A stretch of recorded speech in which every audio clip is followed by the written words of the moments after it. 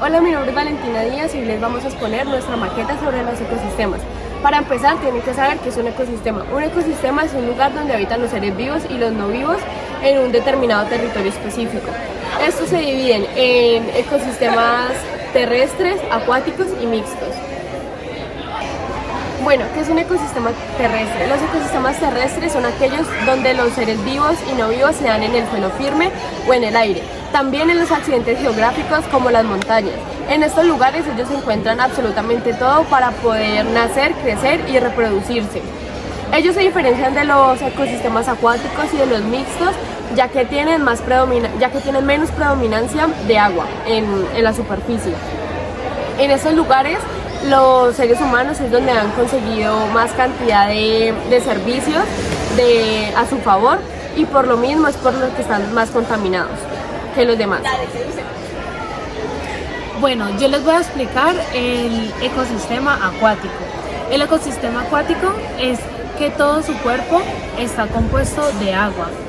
De eso se pueden diferenciar dos, que son los marinos, que son de agua salada, por ejemplo los océanos, los mares, entre otros, y los dulceacuícolas, que como su nombre lo dice, su base es de agua dulce, como las lagunas, los pantanos, los manglares. Este es el que más abarca en el mundo como tal.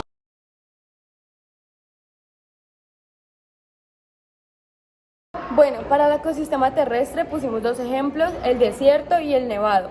Voy a hablar del desierto. El desierto es muy característico porque su suelo es muy seco y muy árido. Muchas veces pensamos que el desierto siempre es caluroso, pero hay desiertos también fríos. En estos lugares es muy difícil que un humano pueda vivir, y los animales que viven en estos lugares tienen unas condiciones de resistencia de vida muy fuertes, ya que anualmente no hay mucha precipitación del agua. Bueno, voy a hablar de una de las relaciones interespecíficas más comunes en el desierto. Cabe aclarar que una relación interespecífica es cuando hay una relación entre individuos de diferente especie. Una de las más comunes es la de la hormiga y la avispa. Ellas reciben su alimento y las plantas reciben protección y la polinización. Las relaciones intraespecíficas en el desierto. Una de las más comunes es la del depredador y la presa. En este caso el depredador podría ser la araña y el zorro, y la presa los camellos. Las relaciones intraespecíficas, cabe aclarar, es la relación de individuos de la misma especie. Los factores bióticos y los factores abióticos del desierto. Cabe aclarar que los factores bióticos son todos los seres vivos que forman parte de él. Algunos de ellos son la flora, que puede ser especies bien adaptadas y que sobreviven a estas condiciones extremas, como la palmera, los matorrales, los cactus, los nopales y la maleza en los oasis. Y entre la fauna también se encuentran especies solamente que logran sobrevivir a estas condiciones, como los camellos, las arañas, las lechuzas, los ratones, las serpientes y los alacranes. Entre los factores abióticos son aquellos los que no tienen vida y determinan el hábitat de un organismo. Pueden ser la luz del sol en el desierto, es un factor muy característico del bioma, el suelo del desierto ya que es muy arenoso y tiende a ser muy seco, la humedad del desierto también es muy baja, los nutrientes del desierto son escasos y como a consecuencia de esa escasez, también hay escasez en la biodiversidad y escasez en el agua. Los gases atmosféricos son otro componente abiótico del desierto, el hielo es un factor abiótico, pero en los desiertos fríos, y la temperatura de la zona también depende de qué cantidad de radiación recibe el suelo. Bueno, las cadenas tróficas del desierto son muy simples, con pocas especies, o complejas con muchas especies. Las típicas incluyen plantas autóctonas, herbívoros, carroñeros, carnívoros y depredadores.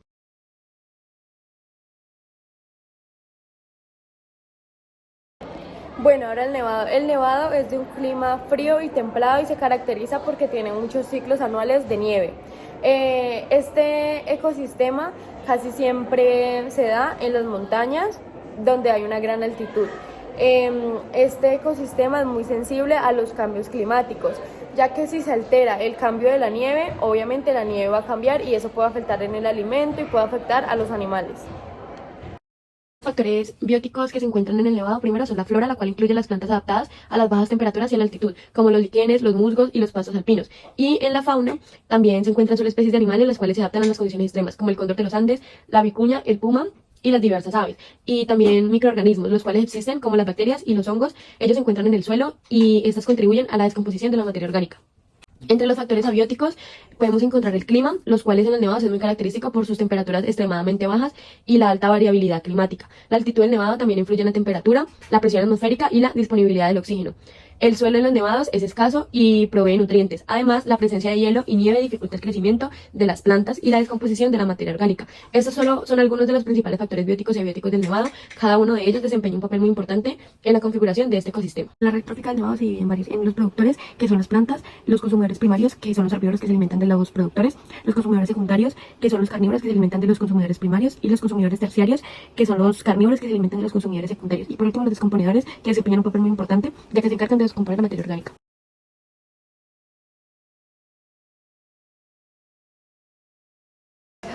Bueno, dentro de los acuáticos están los marinos, que son los arrecifes coralinos. Su base es de corales y más que todo cuando estos se empiezan a acumular y empiezan a crecer, tienen un nombre llamado arrecifes, que los arrecifes cumplen un papel fundamental dentro del océano, ya que es como el que cuida la salud de este. Y es como un vivero natural dentro del océano. Dentro de los arrecifes coralinos podemos encontrar seres bióticos y abióticos, que los bióticos son los seres vivos que están dentro de este y los abióticos son los no vivos, pero tienen una función dentro del lugar. Entonces, los bióticos podemos encontrar los corales, que son la base del océano y los que ayudan a la salud, los peces, que son los que buscan dentro de esta hábitat, alimentación y reproducción. También encontramos los equinodermos, que son las estrellas de mar, los microorganismos, que son ese ciclo, son bacterias, entre otros, que tienen como función ese ciclo de generar los nutrientes dentro del océano. Y están los no abióticos, que es como la temperatura, las aguas salinas, que es lo que estabiliza y le da vida, ya sea a lo que habita dentro del océano, como a este también. Y la topografía marina, que ese es el que la formación del suelo es la que le da la forma a los arrecifes. Bueno, en los arrecifes coralinos se puede evidenciar la relación intraespecífica, que es la competencia por el espacio, reproducción y las jerarquías sociales entre los mismos peces. Y la relación interespecífica es la competencia por recursos, depredación y simbiosis. Estas relaciones pueden contribuir a la complejidad y a la diversidad del ecosistema, aunque también son cruciales para el equilibrio del arrecife. Bueno, y por último hablaremos de su red trófica, que se puede encontrar dentro de los arrecifes coralinos. Entonces empezamos por los productores, que son algas, la cual contienen un microorganismo que se llama fitoplancton. La función es que con la luz solar generan nutrientes para el ambiente. De ahí ya sigue el consumidor primario, que son peces herbívoros que se puede alimentar de estos productores, como las algas. De allí ya siguen los consumidores secundarios, que son peces carnívoros que se pueden alimentar de los primarios, que son los peces herbívoros. Y el consumidor terciario, que se alimenta, puede ser un pez más grande, un animal más grande, que se puede alimentar del consumidor secundario. Y por último están los descomponedores, que son esas bacterias que descomponen la materia orgánica muerta en nutrientes para el ambiente.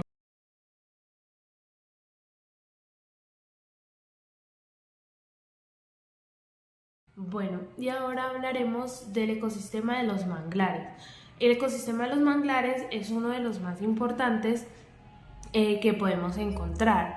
Gracias a su variedad de árboles, podemos decir que es algo que está preparado para habitar en zonas inundables. Podemos destacar que los manglares nos ayudan en la parte de que si se presenta algún tsunami, estos disminuyen su velocidad con la que van por su organización que mantiene. Ahora podemos hablar de los factores abióticos que se encuentran dentro de esta, que una de las importantes que se destaca es el suelo, que contiene nutrientes, arcilla y limo, que ayudan en la erupción y en limpiar el agua que se presenta dentro de esta. Otro de los factores abióticos que son importantes son las mareas extremas, que tienen como función organizar y darle cierta forma al manglar. Por eso es que crecen así. Bueno, ahora hablaremos de la relación intraespecífica y la interespecífica que podemos evidenciar de los manglares. Entonces, de la interespecífica podemos sacar que son el que le da el equilibrio a este ecosistema. También se puede ver la simbiosis entre las raíces de los árboles como entre los organismos filtradores que podemos encontrar. También así como las especies de animales que dependen de el hábitat, de la vegetación para refugio y alimentación. Ahora hablaremos de la relación intraespecífica, que esta se basa en la competencia que se ve entre las mismas especies, ya sea por territorio, por comportamiento social, y asimismo se crean los diferentes tipos de colonias. Y por último hablaremos de la cadena trófica del manglar, que gracias a este nos damos cuenta de cómo influye en la salud cierta alimentación de los diferentes tipos de especies. Entonces empezamos como toda cadena trófica de cualquier ecosistema por los productores, que en este caso sería una planta. De ahí seguimos con el consumidor primario, que es en este caso una mariposa.